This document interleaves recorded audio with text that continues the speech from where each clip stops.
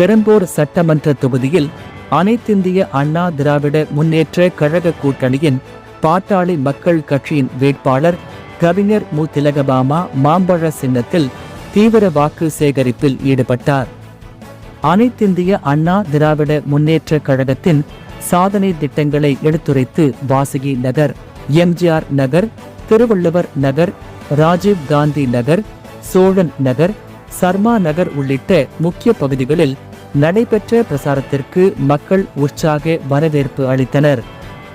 வாக்கு சேகரிப்பில் பெரம்பூர் அனைத்திந்திய அண்ணா திராவிட முன்னேற்ற கழகத்தின் பொறுப்பாளர்கள், தோழமை கட்சிகளின் பெரம்பூர் மாவட்ட பிரதிநிதி, பகுதி வட்டக்கழக நிர்வாகிகள், மகளிர் அணி நிர்வாகிகள், அணிகளின் அமைப்பாளர்கள், இளைஞர் அணி, தோழமை கட்சிகளின் நிர்வாகிகள் உள்ளிட்டோர் பெருமளவில் கலந்து கொண்டனர்.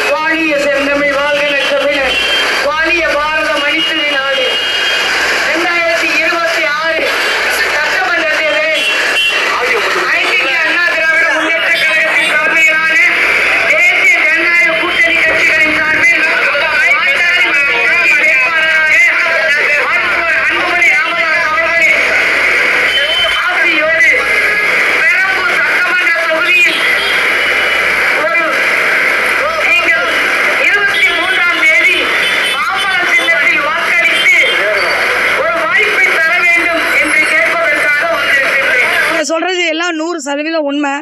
மக்களுடைய எதிர்பார்ப்பு நிறைய இருக்கு. இன்னொரு பக்கம் வந்து தொடர்ச்சியா என்னோட பணிகள் அல்லது அனைத்து இந்த அண்ணா திராவிட முன்னேற்ற கழக தோழர்களின் பணிகள் இது எல்லாம் வந்து அவங்களுக்கு பதிவா இருக்கு. போன மழை வெள்ளத்துல அவங்க ஆற்றிய பணிகளும் தொடர்ச்சியாக தமிழகம் நான் சுத்திட்டு இருக்கிறேன்.